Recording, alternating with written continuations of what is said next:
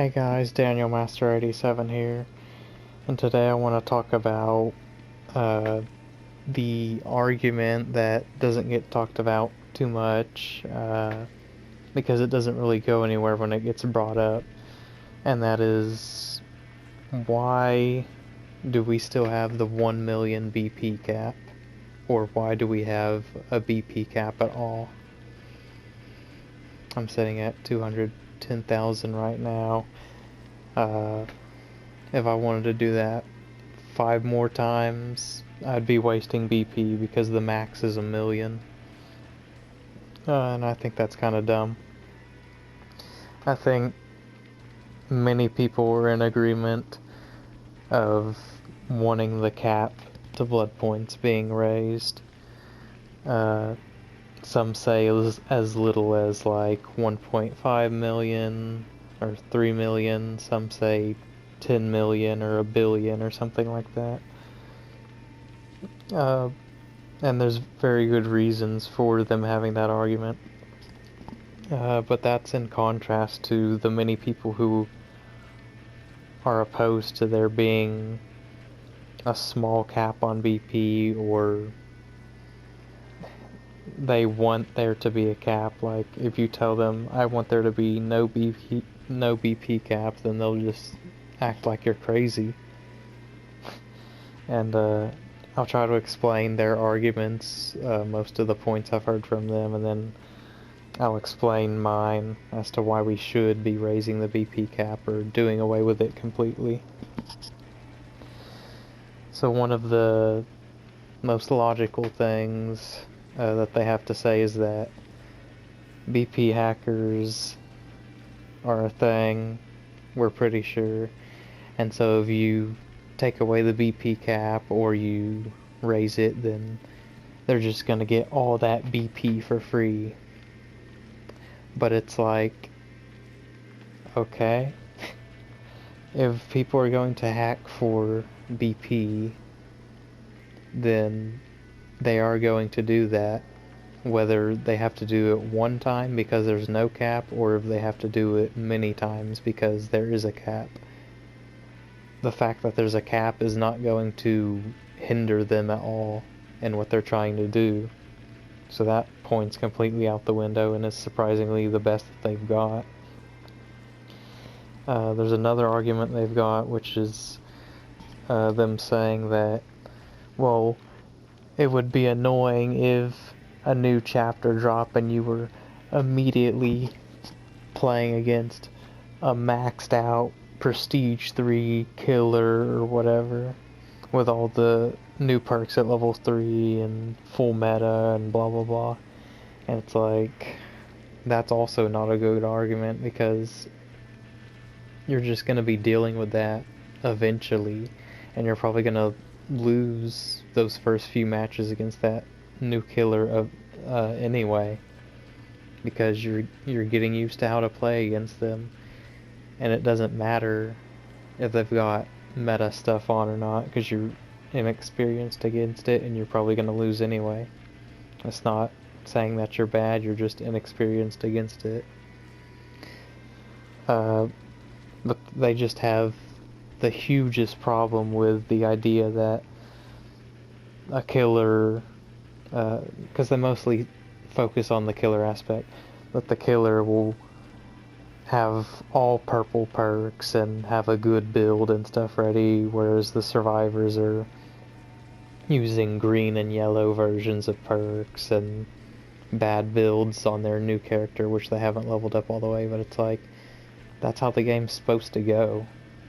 If I don't want to run a bad build on a killer or a survivor, I don't use them until I put enough blood points into them to get that good build. And it's annoying, the grind, because you have to unlock the same perk 3 times to get its full effect, but that's a different matter entirely. Like, you're wanting people to play inefficiently using yellow and green perks and not really a well put together build, because you choose to do that, and you have a problem with them storing up blood points and getting a maxed out character because you chose not to do the same, which you can't even do really anyway, because it takes what 3 million blood points to get every perk on a character once, like not counting Prestige 2 or Prestige 3.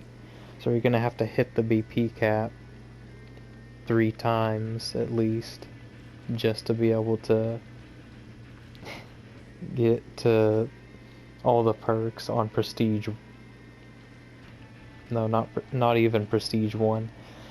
So I don't know what people's big deal is with that. It seems like a non-issue to me. But one of the most mental gymnastics arguments I've seen is, well, they want killers and survivors to play when the new chapter comes out, so they don't want the BP cap to be high because they don't want you to have all that BP stored up, and then you play a few matches with the maxed out killer or survivor and then you quit. Why would that be the result of there being a high BP cap? It makes no sense. Like, they're saying that because there's a high BP cap that everyone will do that, and it's not true at all. Like, people are very unpredictable and individualized with like how they want to play this game. They're not all going to magically play for like 3 days after the launch of a new chapter or whatever and then stop because the BP cap is higher. And they're like, well, if you have the 1 million BP cap instead of like a 6 million one, then you'll have to play more when the new chapter comes out, and that's a good thing because the devs want you to play a bunch whenever the new chapter comes out instead of playing a bunch before and then not much after. But it still doesn't make sense any way you look at it, and like the devs are not losing players or player playtime by having the Bloodpoint cap at 1 million. Like, it doesn't matter if you have a 6 million BP blood cap and you fill that all the way up, or if you fill the 1 million blood cap all the way up 6 times. You're still going to be playing the same amount, saving up the same amount of BP. It's just the difference of time and the difference of capacity. These people are acting like if there's a higher BP cap, then people won't want to play as much, and it's like, no, that's the whole point of raising the BP cap, because if people aren't playing that much, then they're not going to reach that cap anyway. If they're playing a ton, then they're going to reach that cap easily, so why not make it higher? So that, and here's my first point, so that it feels like there's less of a grind. It's not really going to be less of a grind because stuff is still too expensive in the Blood Web, and you're still going to be playing the same amount, but you know what? At least you have the ability to save up BP and spend it all at one time whenever a new killer or new survivor or something like that comes out. Or you just say, hey, I've recently gotten into this perk, I want to get this perk unlocked on all my characters, and then you do that because you have the ability to, because you saved up all that BP. So it'll keep, the grind is the same, the playtime is the same, it's not changing much, even though these people act like it would be such a radical and somehow game-breaking change. I suggest raise the BP cap to 999,999,999 and call it a day.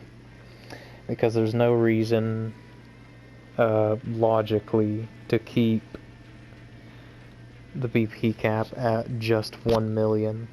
It makes the game seem a lot grindier than it is, and it's really just anti-fun and anti-consumer, and you have to play mental gymnastics in order to justify the cap being so freaking low as it is now.